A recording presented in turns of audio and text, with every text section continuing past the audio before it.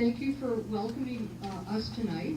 And what I'm going to discuss tonight is the Mayan calendar and the issue of time acceleration. And the theory of time acceleration and the Mayan calendar was discovered by Dr. Carl Johan Kalaman, who is a Swedish biologist, and probably quite a few of you in the room are already familiar with Carl's work. So as I get into this, I want a sense of what you guys know. First of all, how many of you have been exposed to Kalaman's work or to the Mayan code? Okay, the vast majority. That's really great. I still will address it so that people who have not been exposed yet can understand what's going on here. And then how many in the room have read either the Pleiadian Agenda or Alchemy of Nine Dimensions, or both? Okay, so about half of you are familiar with my work, and then a very large number of you are familiar with Kalaman's. So as I get into this discussion tonight, it's not going to make much sense and to like why I'm adopting Kalaman's theory unless you understand something about my own work and how my own work relates to Kalaman, because I'm the author of 11 or 12 books, and I've worked in a number of fields: astrology and multidimensionality and past life regression under hypnosis, even art history in the early stages of my career. And normally somebody who has developed in so many fields doesn't adopt the theory of someone else. But what happened for me in 2005 is that I was so profoundly struck by how Kalaman had a missing piece of my own work. And that's where what's happened with Carl and I is that we've kind of crossed each other's paths, because as it turns out, when I finally contacted him about my feelings about what he had discovered in relationship to what I discovered myself, Carl immediately said, "Well, I've been reading you all these years also." So we're going along with like that for a long time, where I was learning, he was actually learning from me, and I didn't read him until 2004. But as you will see when I get into the material tonight, as far as I'm concerned, what Carl has discovered is of monumental importance. And so after being a publisher for so many years in the Mayan field and then working in my own research, I'd like to give you a sense of how that stuff all fits together before we get into time acceleration. So basically, the part of my research that's very deeply connected with Kalaman's work is the Pleiadian Agenda. This came out in 1995, and Alchemy of Nine Dimensions, which came out in 2004, and also a book called Catastrophobia, which I don't have up here tonight, but I probably will allude to, because those three books are actually very deeply connected with this research relationship with Kalaman. And so the way this whole thing happened, at this point to me, is extremely meaningful, because the information that I'm teaching and working with and attempting to understand as far as Kalaman's research is concerned, the information for me first came through totally on the intuitive. And the way that happened was in the fall, and by the way, if I go back to the fall of 1994, at that time I was a publisher and also the author of a number of books which were basically research-oriented books. One of the things that we have up here is a trilogy called the Mind Chronicles Trilogy. And the Mind Chronicles Trilogy spans 100,000 years of human consciousness by means of past life regression. But I still did it in a very academic way by working with 3 therapists. Part of it was a master's in theology from Loyola Mundelein in Chicago, if you can believe it. And the point of doing 100 past life regressions was to attempt to look at whether the therapist is influencing the sessions as well as doing the session work. So I tended to be, I wouldn't say a left brain person, but certainly a very research-oriented person, and certainly somebody who was extremely interested all the time in identifying and clarifying whether something was accurate or not.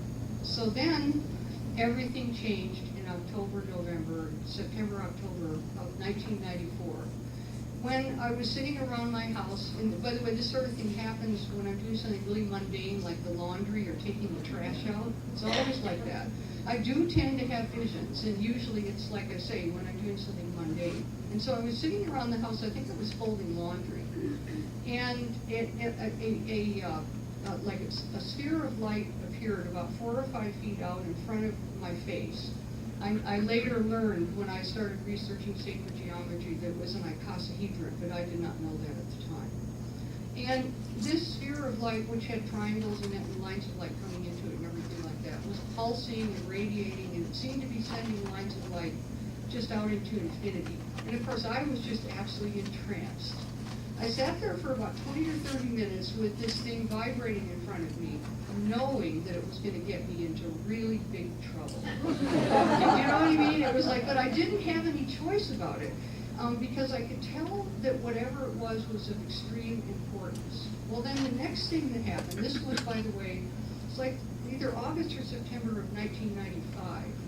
And I later found it extremely interesting that this is where Edward Witten was able to bring in the calculations for superstring theory. And I'll give you a sense of why I think that's important in a moment. But what happened for me was just simply not fun at all. Because first of all, I started contemplating, I basically had been like implanted, you know? And I could tell that whatever that data bank was, I could tell that it had to do with physics, and it had to do with quantum mechanics, it had to do with cosmology. Cosmology I was comfortable with because I was somewhat knowledgeable, but I could tell that it involved a whole bunch of complicated sciences, and there was one really big problem.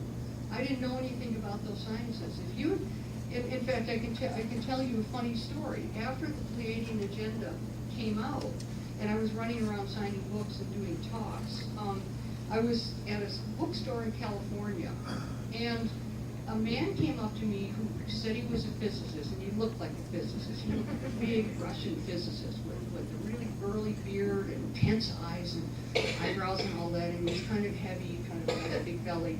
And he sat down at my table, and he looked at me, and I thought, oh my God. He said, Barbara, everything is vibration. I thought he was coming on to me. I can't even stress to you.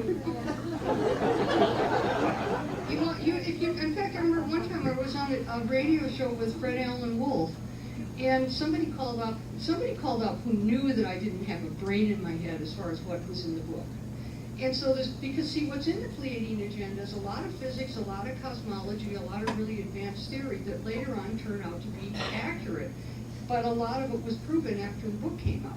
So this caught the attention of some physicists and mathematicians. But some guy called up at 12 midnight to a radio show that I was doing in San Francisco and said, Barbara, what are the 4 forces? And I'm sitting there with Fred Allen Wolf, you know, and I said, I have no idea. You know, it was like that. So the way it worked out was that this hologram was in my consciousness, and I didn't know what to do with it. Next thing that happened is I started getting tinnitus. If anybody in the room has ever had ear ringing, tinnitus is horrible.